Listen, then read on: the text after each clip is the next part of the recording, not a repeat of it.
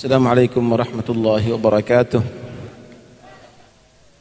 Bismillah walhamdulillah wassalatu wassalamu ala rasulillah Sayyidina Maulana Muhammad bin Abdullah wa ala alihi wa sahbihi wa man walah wa la hawla wa la quwwata illa billah, amma ba'd. Yang kami hormati para habaib, para masyayikh, para asatidz, khususnya aulad wa ahfad Al-Habib Al-Barakah Al-Arif Billah Husain Muhammad bin Tahir Al-Haddad, serta keluarga Al-Haddad semuanya, khususnya yang mengadakan haul Al-Habib Muhammad, Habib Anis dan keluarganya. Hadirin sekalian dirahmati Allah Subhanahu wa taala. Terjemahan daripada kitab Fusul Ilmiyah wa Usul Hikamiyah karya Qutbul Irsyad Al-Habib Abdullah bin Al-Haddad, fasal ke-40. Diriwayatkan bahwa Sayyidina Abu Bakar As-Siddiq radhiyallahu anhu, beliau jika mengambil nafas panjang maka tercium seperti bakaran hati kambing. Ulama banyak mengomentari makalah ini, ucapan beliau. Ada yang mengatakan itu karena syiddatul khauf, begitu takutnya Sayyidina Abu Bakar As-Siddiq kepada Allah Subhanahu wa taala. Saudara, orang semakin kenal kepada Allah, semakin takut kepada Allah. Karena itu Allah membahasakan ilmu itu adalah takut, dan orang yang berilmu adalah orang yang takut. Innama yakhsyallaha min ibadihil ulama. Semakin kenal semakin takut. Kalau takut kepada singa, kita harus menjauh daripada singa. Tapi takut kepada Allah harus kembali kepada Allah, mendekat kepada Allah, bukan menjauh dari Allah Subhanahu wa taala. Mereka orang yang banyak ibadah tapi takut, itulah orang yang sempurna. Karena itu dikatakan alladzina yu'tuna ma atau wa qulubuhum wajilah. Orang-orang yang banyak beribadah, hati mereka tetap takut kepada Allah, tidak tertipu dengan ibadahnya. Wa kaif, orang yang banyak maksiat merasa aman dari adab Allah. Ada yang mengatakan bahwa terjadi pada Sayyidina Abu Bakar seperti bau hati kambing yang dibakar, itu adalah min kamadihi wa huznihi ala Rasulullah ba'da wafatih. Dari sangat sedihnya Sayyidina Abu Bakar setelah wafatnya Nabi. Saudara, tidak ada musibah yang lebih besar kepada sahabat melebihi daripada wafatnya Rasulullah. Mereka itu merasa kenikmatan hidup bersama Nabi lebih daripada nikmat ada di surga, saudara. Masa-masa yang begitu istimewa. Kalau kita dalam dirundung dalam keadaan susah, sedih, cari pemandangan yang indah ke gunung, ke pantai. Kalau sahabat Rasulullah kalau sedih melihat wajah Nabi, hilang, saudara, sumpekan itu. Tatanazzahul uyunu fi hadaigi mahasini jamalih fala tajidu makhluqan fil wujudi alamita. Mata ini akan menjadi betul-betul terhibur dengan keindahan wajah Nabi, karena memang tidak ada yang lebih indah daripada Nabi hatta surga, saudara. Karena itu zaman yang paling mulia zaman beliau. Kenapa? Karena sholat yang paling afdal adalah sholat di belakang Nabi. Majlis yang paling afdal adalah majlisnya Nabi. Mendengarkan nasihat yang paling afdal adalah nasihatnya Nabi. Memandang manusia yang paling afdal adalah memandang Nabi. Belum lagi ilmu, belum lagi jihad, belum lagi yang lainnya. Sehingga Allah membuat sumpah zaman itu dengan wal asri innal insana lafi khusr. Sebagian ahli tafsir wal asri ay wa asrika ya Muhammad, demi zamanmu wahai Muhammad sallallahu alaihi wasallam. Ada lagi yang menyatakan itu terjadi kepada Sayyidina Abu Bakar min atharis sumumil hayyati allati ladaghathu lailatul ghar hina algama qadamul hujr al-juhra syafaqatan ala Rasulillah sallallahu alaihi wasallam. Yaitu itu adalah karena reaksi racun yang mematok kaki Sayyidina Abu Bakar ketika masuk gua bersama Rasulullah. Ketika Nabi itu ketika hijrah, saudara, ketika Nabi itu hijrah, Sayyidina Abu Bakar yang membaringi Rasulullah, mendampingi Rasulullah. Itu Sayyidina Abu Bakar maju ke depan, kemudian kadang-kadang lari di belakang Nabi, kanan Nabi, di kiri Nabi. Ditanya, ada apa Abu Bakar? Aku maju ke depan khawatir ada musuh yang datang ingin mencelakakan kamu ya Rasulullah. Ke belakang aku khawatir, berpikir ada musuh yang menyerang dari belakang. Ke kanan juga demikian, ke kiri juga demikian. Tidak boleh mengganggu Anda sebelum Abu Bakar mati terlebih dahulu ya Rasulullah.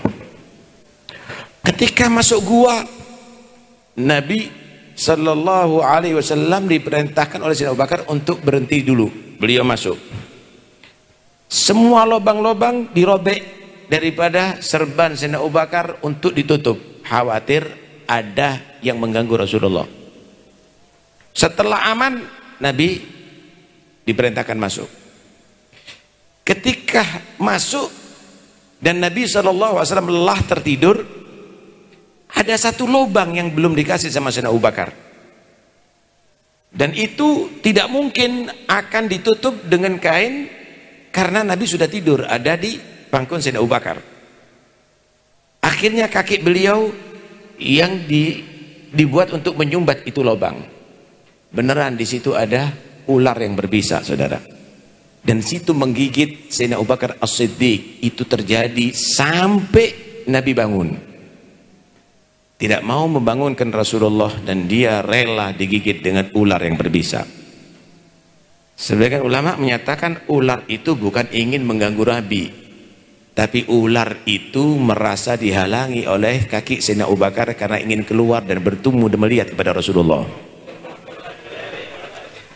Ulama mengatakan, sebagian ulama menyatakan ini bau bakaran sate daripada nafas Sayyidina Abu Bakar itu karena pengaruh racun daripada ular yang menggigit ketika Nabi ada di gua tadi itu sallallahu alaihi wasallam.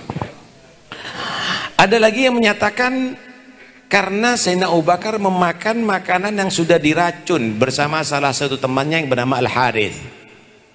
Saudara, jangan dianggap kalau orang itu makomnya tinggi nggak punya musuh, saudara.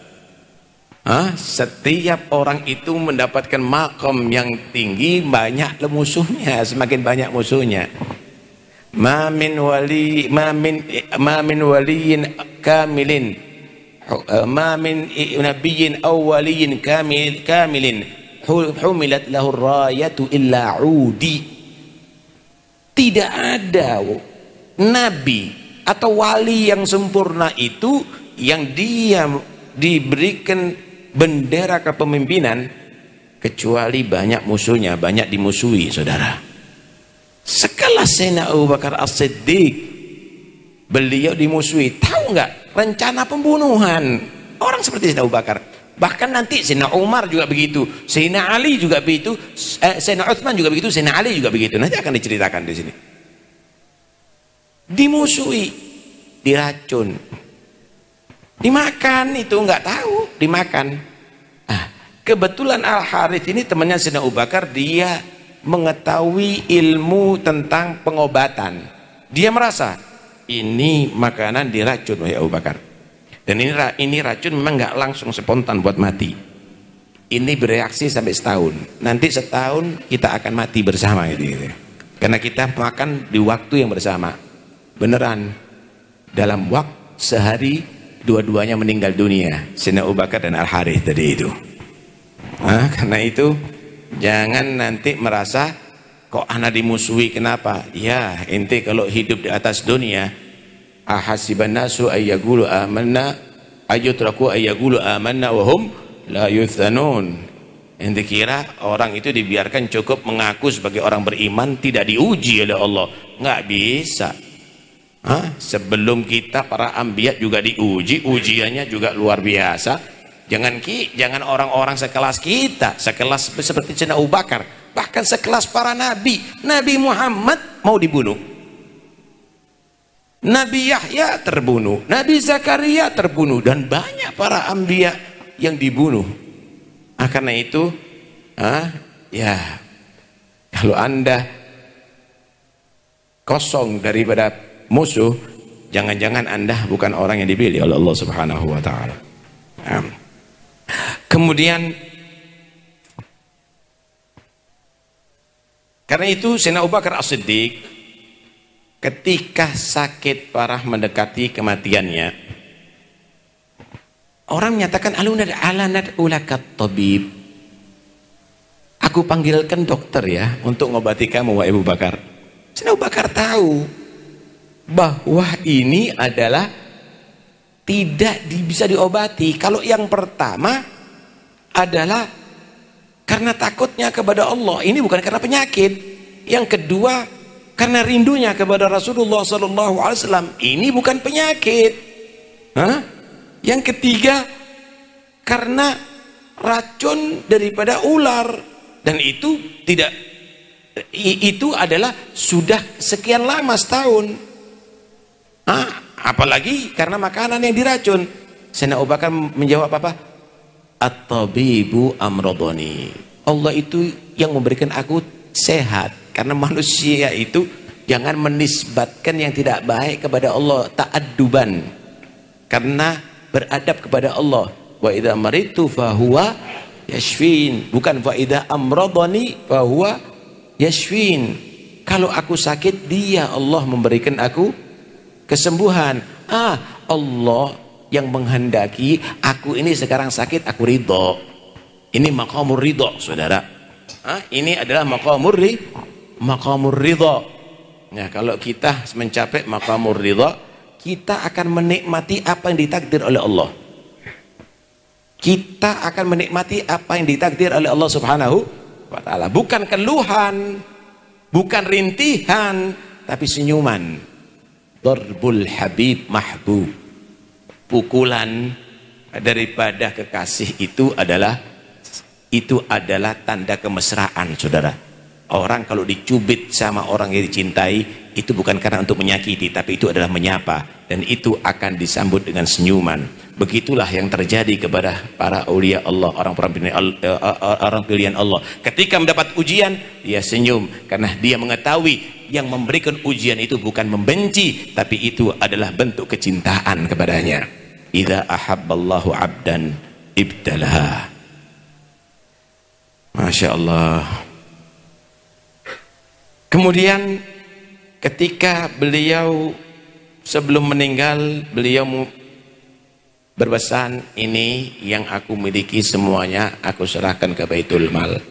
Ketika Sayyidina Umar menjadi khalifah, ternyata beliau nggak punya apa-apa, cuma sedikit hartanya, itu pun dikembalikan ke Baitul Mal.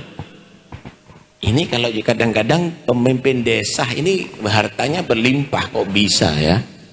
Ini Sayyidina Abu Bakar As-Siddiq Amirul Mukminin nggak punya apa-apa, itu pun dikembalikan ke Baitul Mal. Masya Allah, radhiyallahu anhu. Ketika Sayyidina Umar melihat itu, ini jumlah segini dikembalikan. Kata Sayyidina Umar, laqad at'aba man ya'ti ba'dah. Waduh, ini semua amir-amir setelah Abu Bakar As-Siddiq pasti susah nih. Kenapa? Karena kesederhanaan. Dikitnya harta beliau selama beliau memimpin. Lah kalau ngikuti, ya setelahnya akan susah. Karena derajatnya mungkin tidak sebanding dengan derajat beliau. Kesabarannya mungkin tidak sebanding dengan kesabaran beliau. Zuhudnya mungkin tidak sebanding dengan zuhud beliau.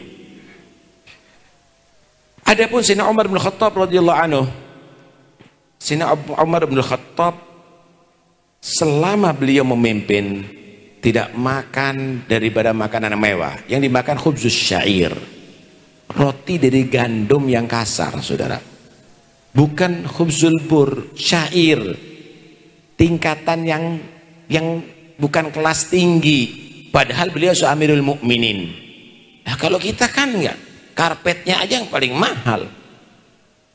Semuanya diservis luar biasa. Tapi beliau Amirul Mukminin makannya seperti makannya orang miskin, saudara. Wa yarga' thawbah, beliau menambal baju, saudara. Beliau menambal baju. Karena itu pernah beliau ini dikritik, saudara. Terkenal ada di mana-mana Sayyidina Umar, bagaimana keadilannya, bagaimana kepemimpinan yang luar biasa, mentaklukkan banyak negeri-negeri musyrikin menjadi negeri Islam. Dikenal di mana-mana, tapi pakaiannya jubah yang udah ditambal 17 tambalan. Kaget, kok begini? Yang dikenal di mana-mana biasanya.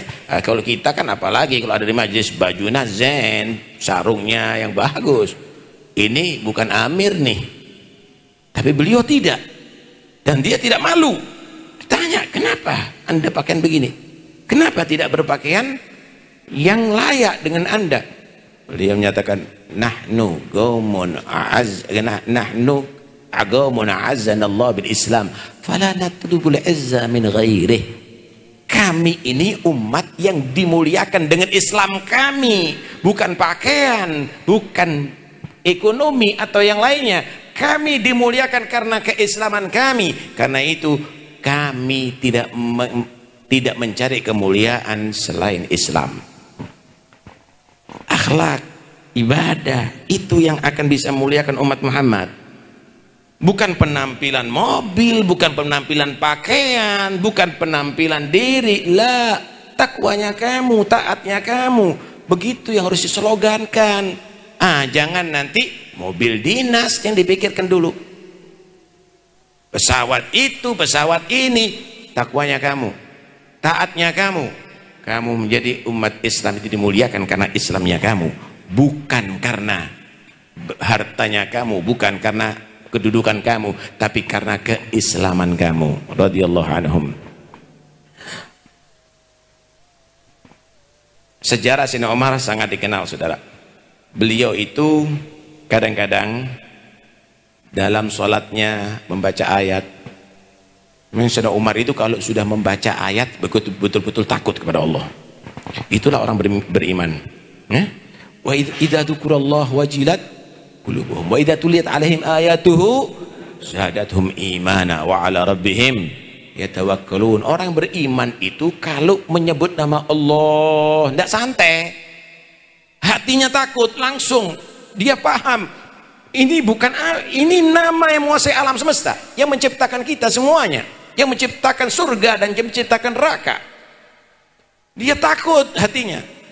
Kalau dibacakan ayat-ayat Quran tambah mantap imannya. Bukan berlalu begitu saja ayat itu seperti suara angin.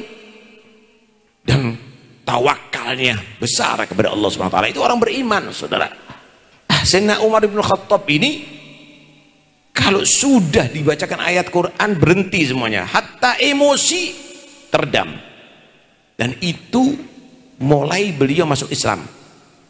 Ketika marah-marah betul kepada saudaranya, mau dihajar habis, dibacakan ayat Quran langsung lemes Sayyidina Umar dan langsung masuk Islam. Ini Sayyidina Umar kalau baca ayat Quran ini karena takutnya sampai tersungkur, wajahnya jatuh terlebih dahulu ke tanah. Ini kita ini diceritain neraka, masih bicara politik, masih urusan itu urusan ini. Ainal khauf. Sekelas Sayyidina Umar bin Khattab ya ikhwani, begitu takut kepada Allah Subhanahu wa ta'ala ketika dibacakan ayat Al-Quran. Ini bukan komik, ayat Quran ini bukan dongeng. Anda nggak percaya, kafir. Ini hak dari Allah, la raiba fi, tidak ada keraguan, semuanya dari Allah Subhanahu wa ta'ala. Masya Allah. Beliau kalau sudah begitu langsung jatuh sakit. Sakitnya bukan sakit seperti biasa pusing begitu, enggak. Sakit yang sampai berhari-hari nggak keluar dari rumah sampai disambangi sama yang lainnya. Sakit bukan karena apa-apa, tapi sakit karena al-khauf, takut kepada Allah Subhanahu wa taala. Insyaallah radhiyallahu anhum. Sayyidina Utsman bin Affan radhiyallahu anhu. Sayyidina Utsman bin Affan ketika beliau menjadi amir, beliau selalu membuka rumahnya untuk orang-orang fakir miskin. Diberi jamuan imarah, ta'amul imarah. Disuruh duduk sama Abu Qadir. Diberi makanan imarah, makanan istana. Menjamu dengan makanan istana, istimewa. Tapi ketika beli untuk makanan beliau dalam rumahnya, roti kering dengan zait, dengan minyak. Tidak pernah makan makanan istana dia. Begitu saudara. Nabi Sulaiman alaihi salam yang dikenal ada di mana-mana, beliau tidak pernah makanan yang lezat. Dia makan dari khubzi syair. Seperti makanan orang fakir miskin. Hah?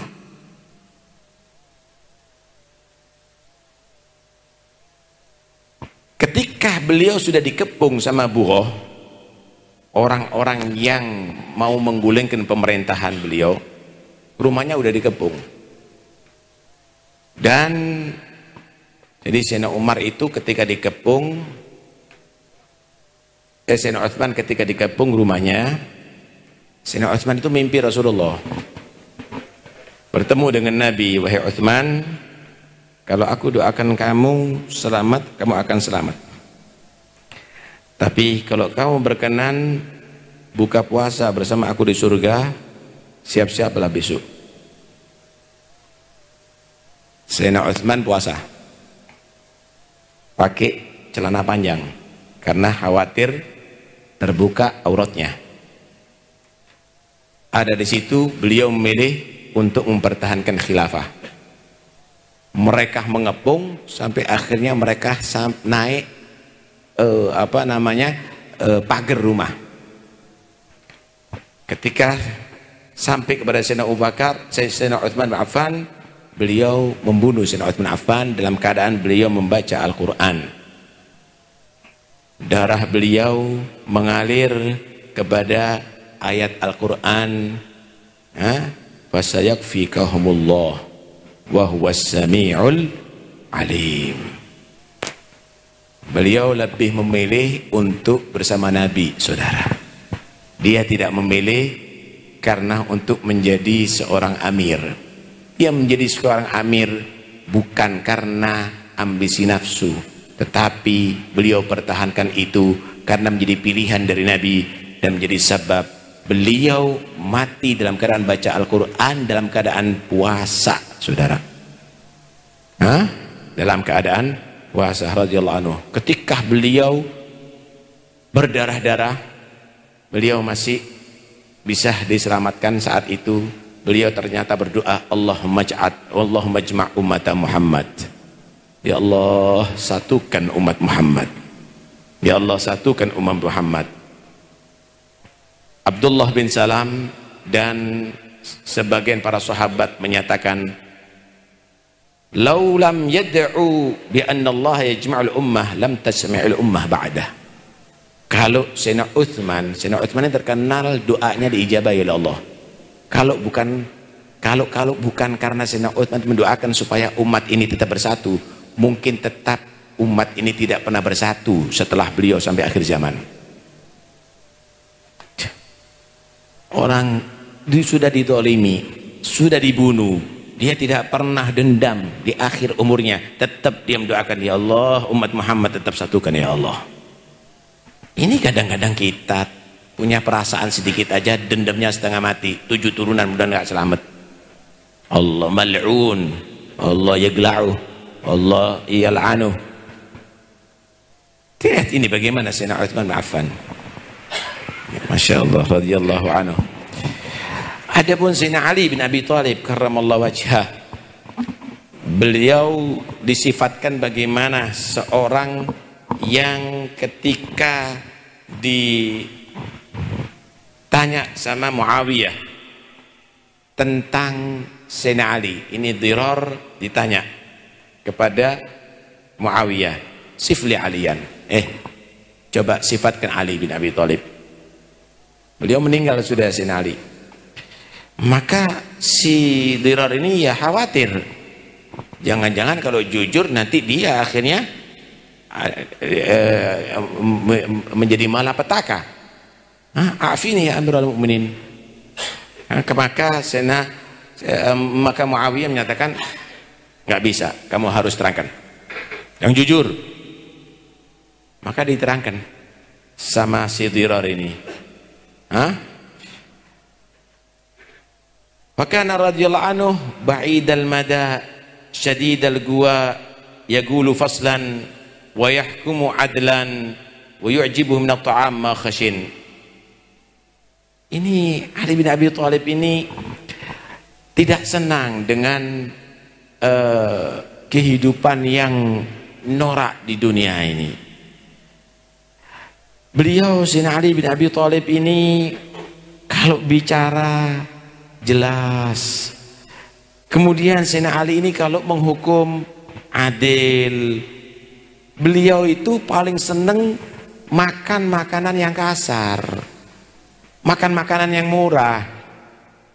Sehingga pernah hari raya open house, rakyat bertemu dengan Amirul Mukminin, yang disuguhkan roti kering, saudara. Roti kering, pakaian enggak berubah. Kaget. Ini yang datang kepada beliau ini pakaiannya bagus-bagus. Nah, alaisa al-yawm yawm 'id? Loh, hari ini bukan hari raya kata dia. Kok enggak ada perubahan Anda? Wa mal 'id indakum? Apa? Hari raya itu apa? Ya, 'id indana nalbas al-libas al-jadid wa nat'am ta'amal ladid. Ya, makan makanan yang baru, makanan yang lezat. Al-'idu indi yawm la a'si rabbi. Kata Sayyidina Ali, hari raya itu bagiku adalah hari yang aku nggak maksiat kepada Allah Subhanahu wa taala. Setiap hari yang aku nggak maksiat itu hari bahagia, hari yang perlu dirayakan. Tapi ketika hari maksiat lupa kepada Allah, itu hari susah bagiku. Nah, kita bahagia dengan baju, kita bahagia dengan makan, tapi hari itu kita lupa kepada Allah. Hari itu kita tidak beribadah kepada Allah. Maka bukan hari raya itu hari susah yang harus ditangisi. Wa minal libas ma qasur, pakaiannya paling sederhana Sayyidina Ali. Yastauhish minad dunya wa zahratiha wa ya'nas billail wa dhulmati wa wahsyatih. Sayyidina Ali itu sedih, enggak tertarik, sumpek dengan dunia dan keindahan dunia. Tetapi beliau itu merasa bahagia hati di malam hari dengan kegelapannya dan sendirian, saudara. Kalau kita kan kalau dikawal senang, kalau dihormati disanjung, tapi beliau senang sendiri, apalagi di malam hari. Nggak tertarik dengan dunia, saudara. Kalau orang miskin tidak tertarik di dunia mungkin karena sudah qahran, sudah ittiraran, sudah. Ya sudah, memang tahrirnya sudah miskin. Tapi beliau Amirul Mukminin nggak tertarik dengan dunia. Ini hebat, saudara. Zuhud daripada dunia. Wa asyhadu laqad ra'aitu fi ba'di mawaqifi wa qad arkhallal sudulah wa gharat nujumuh qaiman fi mihrabih. Aku menyaksikan waktu itu malam hari, sudah bahkan bintang-bintang meredup, tapi beliau bangun di mihrabnya, ya tamal mulas salim. Beliau itu bergerak seperti orang yang kena racun dari ular. Jadi seperti orang yang kesakitan karena racun ular. Kemudian beliau memegang jenggotnya. Kemudian beliau menangis sambil menyatakan, ya dunia, hurri ghairi, ilayya tashawwafti, am ilayya ta'arradti, wa qad bayantuki thalathan la raja'ata fiha. Dunia, udahlah, enggak perlu kamu nipu aku enggak tertarik. Keindahan kamu, kekayaan kamu, jabatan kamu, aku enggak tertarik itu semuanya. Hurri ghairi.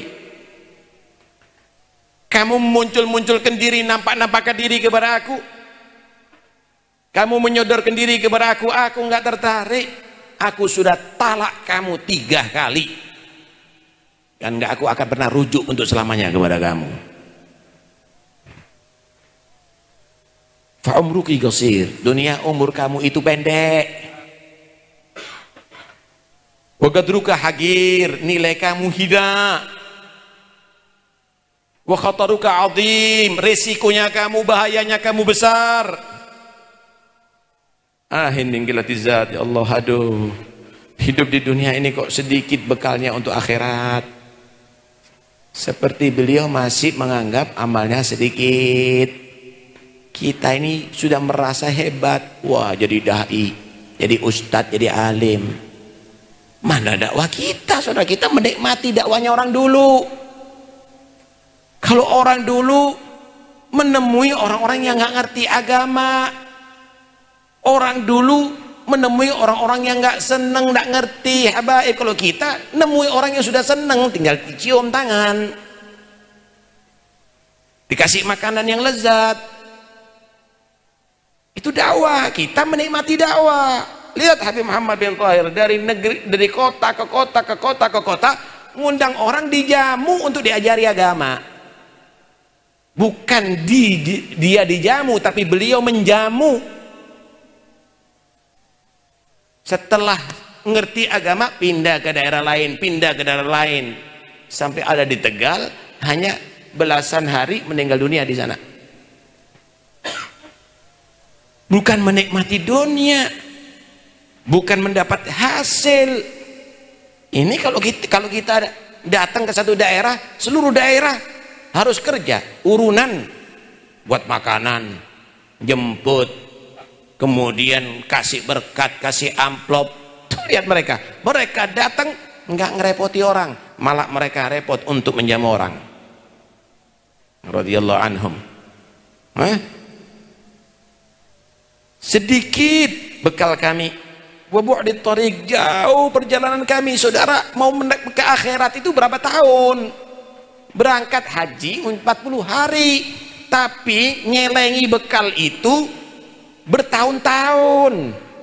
Untuk perjalanan 40 hari, berangkat ke akhirat di alam barzakh berapa? Ada di mahsyar berapa lamanya? Kemudian umur kita sedikit, nyelengi amal itu seberapa? Itu masih males.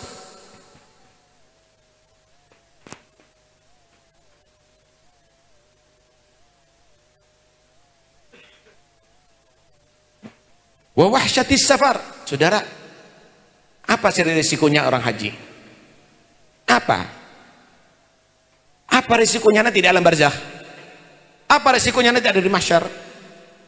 Apa risikonya di akhirat, ya ikhwani? Diceritakan itu, ternyata Muawiyah tidak kuat menutupi wajahnya dengan kumnya, dengan lengan tangannya, sambil menangis,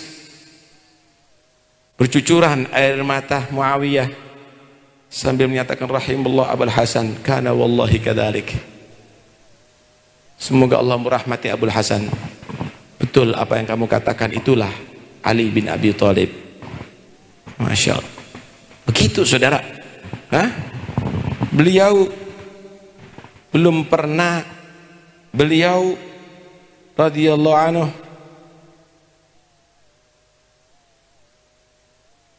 ketika ditegur, kenapa sih anda tidak pakaian yang bagus, kok pakaiannya kok lesuh gini, kok tidak pakaian yang berwibawa, yang bagus gitu. Beliau menyatakan, lihat tadi bial muslim wala yazra 'alal faqiri faqruh. supaya orang muslim ini ngikuti aku cara hidup, dan supaya yang fakir ini tidak merasa dirinya tadi itu adalah hina.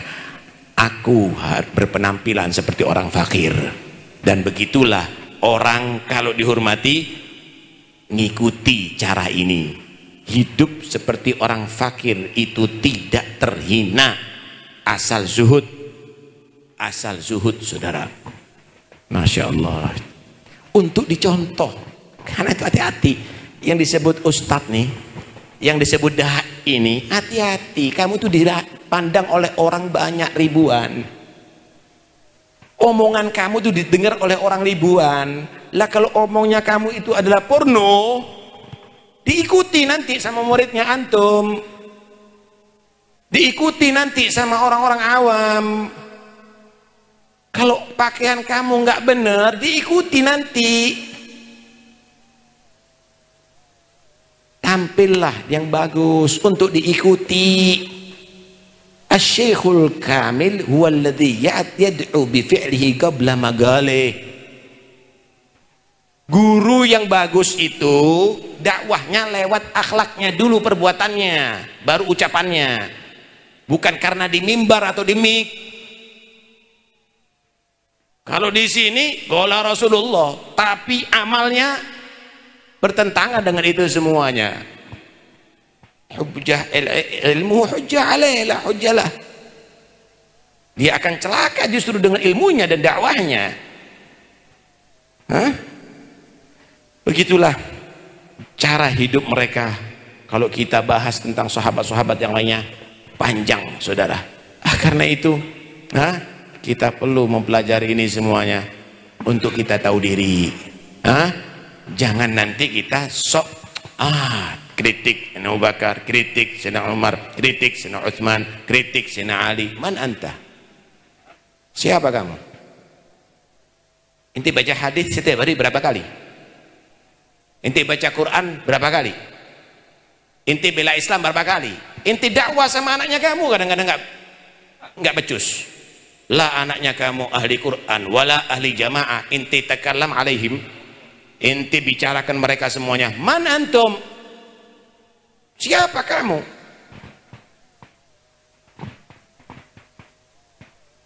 Nanti di akhir zaman itu yal'anu akhir hadhil ummah awwalaha.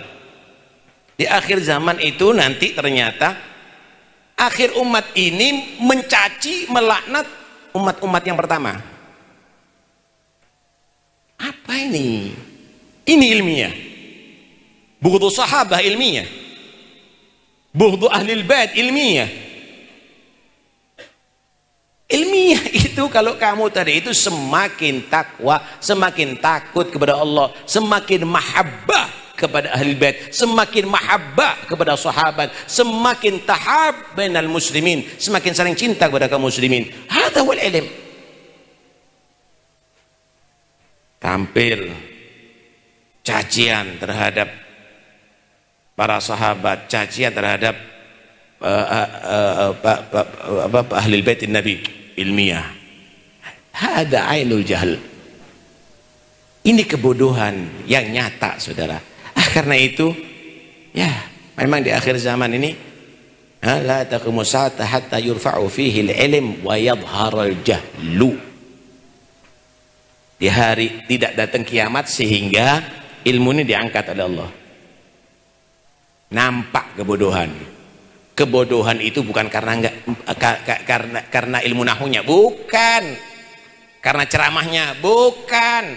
Kebodohan adalah karena kamu tidak mengamalkan ilmu kamu. Kamu sombong dengan ilmu kamu. Kamu congkak dengan ilmu kamu. Kamu tidak takut kepada Allah dengan ilmu kamu. Kamu maksiat kepada Allah dengan ilmu kamu. Kamu penuh dengan kebencian dengan ilmu kamu. Kamu cinta dunia, ambisi dengan ilmu kamu. Itu ainul jahal saudara. Karena itu pertahankan ini semuanya thariqah.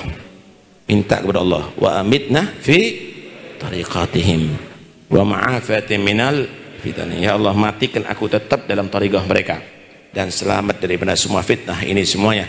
Mudah-mudahan ya Rabb Allah yuslihna wa yuslih auladana wa yuslih ummat Muhammad Mudah-mudahan Allah subhanahu wa ta'ala perbaiki diri kita, anak-anak kita jadi anak-anak saleh insyaallah. Umatnya Nabi Allah perbaiki semuanya insyaallah. Dan mudah-mudahan insyaallah kita semuanya yang berkumpul di majlis ini dapat barakah Al-Habib Hussein, dapat barakah para aulia Allah. Dan mudah-mudahan insyaallah pertemuan ini bukan terakhir bagi kita. Allah panjangkan kita umur kita insyaallah bertemu di tahun-tahun yang akan datang fi khair wa afiyah. Dan mudah-mudahan insyaallah saudara-saudara kita kaum muslimin yang mendapatkan musibah, Allah angkat musibah daripada mereka, khususan saudara kita yang ada di Palestin. Mudah-mudahan Allah bantu mereka, Allah menangkan mereka. Musuh-musuh agama mudah-mudahan Allah hancurkan usaha mereka yang buruk kembali kepada diri mereka. Dan mudah-mudahan insyaallah Allah kuatkan keikhlasan kita, keyakinan kita. Urzuqna ya Rabb kamal al-ikhlas wal yaqin, ij'alna min ibadika salihin wahfazna min asyayatin wa min fitnati hadid dunya salimin. Wa sallallahu ala sayyidina Muhammad wa sallam. Alhamdulillahirabbil alamin. Assalamualaikum warahmatullahi wabarakatuh.